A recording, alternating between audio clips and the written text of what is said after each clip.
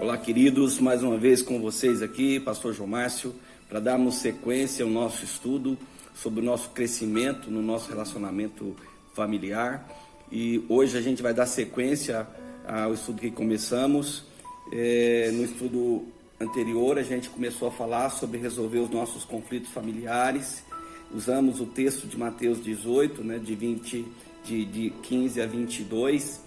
E nós já começamos a falar alguns princípios, Sabemos que são muitas as causas dos conflitos entre pessoas, os relacionamentos, seja familiares, seja fora. Esse texto aqui, ele fala de resolver conflitos de forma geral, e a gente está usando ele para nos ajudar a entender também, a resolver também os familiares.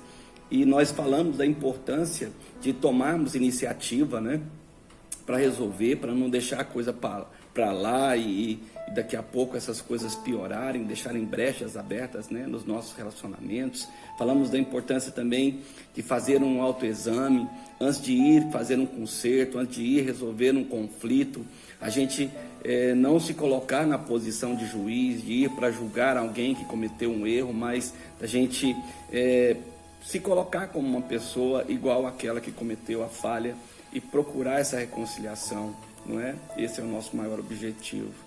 E nós falamos também de focar na atitude do erro que a pessoa cometeu e não na pessoa em si, para não corrermos o risco de misturar o erro com o errado, O nosso foco é consertar o erro, nosso foco é reconciliar com a pessoa e não a colocar aquela pessoa como uma errada, como uma pessoa pecadora, até porque a palavra de Deus diz que Deus odeia o pecado, mas Ele ama o pecador. Então hoje a gente vai dar a sequência, falando aqui mais alguns princípios, e o primeiro que a gente vai falar aqui hoje é que a gente precisa corrigir as pessoas com espírito de brandura. Tem um texto em Gálatas capítulo 6, versículo 1, que fala assim, irmãos, se alguém for surpreendido em alguma falta, vós que sois espirituais, corrigi-o com espírito de brandura, e guarda também para que não sejas também tentado. Esse espírito de brandura, querido, nos ensina a ter mais humildade, a ter um olhar mais cuidadoso, naquilo que vai estar acontecendo. Às vezes a gente é tomado de um sentido de justiça muito grande, a gente perde um pouco a compostura na hora que a gente vai corrigir, e a gente precisa entender que às vezes o que está acontecendo ali nem é de fato um erro que foi cometido, talvez foi uma falha na comunicação, foram colocações mal feitas, como eu falei no estudo anterior, essa questão do quebra-cabeça maligno, que é uma coisa terrível, que são aquelas notícias que vão chegando, que o diabo vai lançando sobre a pessoa, e a pessoa começa a acreditar naquelas coisas, e de repente ela fala, não, é desse jeito mesmo, só que na verdade são sugestões malignas que faz a gente enxergar. É igual quando eu morava na roça, o pessoal falava, olha, quem tem medo, muito medo, vê fantasma à noite. Então a gente precisa tomar cuidado, e quando for corrigir, a gente ir com espírito de brandura.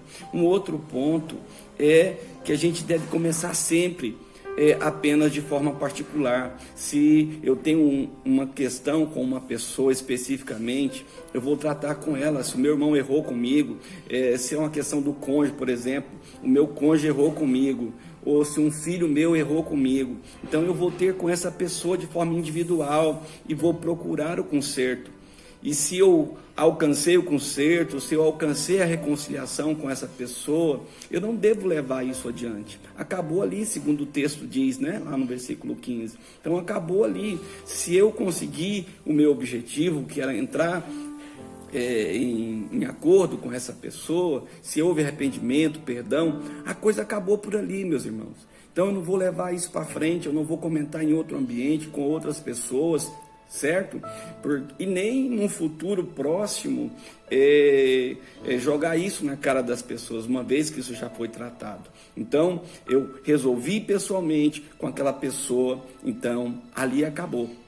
Ok? Então, um outro ponto, já na sequência desse, é até antes de falar sobre isso, essa história de expor o erro, né, ou a vergonha do outro, tem um texto bem pesado lá em Gênesis capítulo 9, versículo 20 a 28, que fala sobre essa questão. É a história de Noé, na verdade, quando Noé saiu da arca, a gente sabe que ele tomou um vinho, e em se embriagar-se, ficou nu na sua tenda, e o seu filho Cã, quando viu isso, ao invés de ir lá e cobrir a nudez do pai, ele correu meio que num sentido de zombaria, e trouxe os irmãos para expor a vergonha do pai.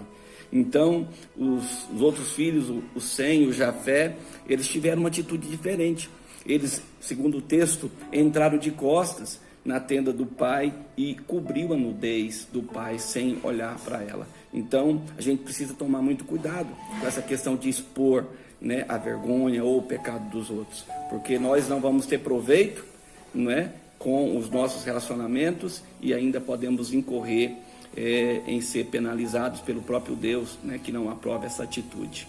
Então, uma outra coisa é quando houver um acordo, quando não houver esse acordo entre essas duas pessoas, então procure mediadores, e de preferência pessoas que espiritualmente são capazes para fazer isso, são autoridades espirituais para falar na vida dos dois, e que são respeitadas pelos dois. Às vezes nem sempre vai ser 100%, mas pelo menos que essa pessoa tenha um respeito o suficiente para falar na vida dessas duas pessoas. E a gente sabe que sempre é muito importante a gente ter uma posição de alguém que está de fora desse conflito, que pode nos dar luz e pode trazer luz para aquilo que está acontecendo. E o último ponto hoje que eu quero falar com vocês é quando a pessoa erra e não se arrepende, e endurece, e você vai pessoalmente e não resolve, e chama os conselheiros, e chama outras pessoas e não resolve. O texto aqui, ele fala que a gente tem que tratar isso de forma muito severa. E é claro que esse texto que a gente está lendo aqui de Mateus, não é um texto especificamente falando para casamento, falando para família, é um texto que a gente está adaptando aqui no nosso comentário, e aí a gente tem que tomar um certo cuidado, porque no que diz respeito à igreja, e até eu falo algumas vezes, às vezes as pessoas não seguem esses passos, não é? Ou seja, a pessoa nem chegou a confrontar pessoalmente, já quer levar na frente da igreja, já quer condenar a pessoa, ou seja, por isso que o texto termina lá embaixo, né? Falando sobre quantas vezes eu devo perdoar o meu irmão, né? Pedro pergunta para Jesus, 7 vezes? Jesus vai falar, não, 7 mais 70 vezes 7. Então, se o perdão está presente, então aqui a gente precisa entender que precisa haver muitas tentativas, mas se não houve acordo em se tratando de igreja, a gente não pode permitir que essa pessoa continue ali na comunhão da igreja e praticando todas essas coisas. No que diz respeito à família, a coisa é diferente, não é? Então, um cônjuge, né? Jamais eu vou estar colocando aqui, como eu já falei algumas vezes, como pastor, aconselhando qualquer casal que seja a separar-se ou a ir para o divórcio. Mas a gente sabe que, infelizmente, tem muitos casos que chegam a esse ponto.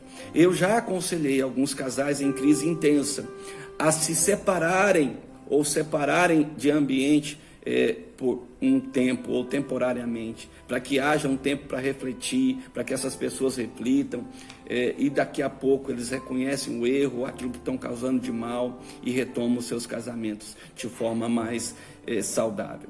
Mas, então, aqui o nosso foco é reconciliação.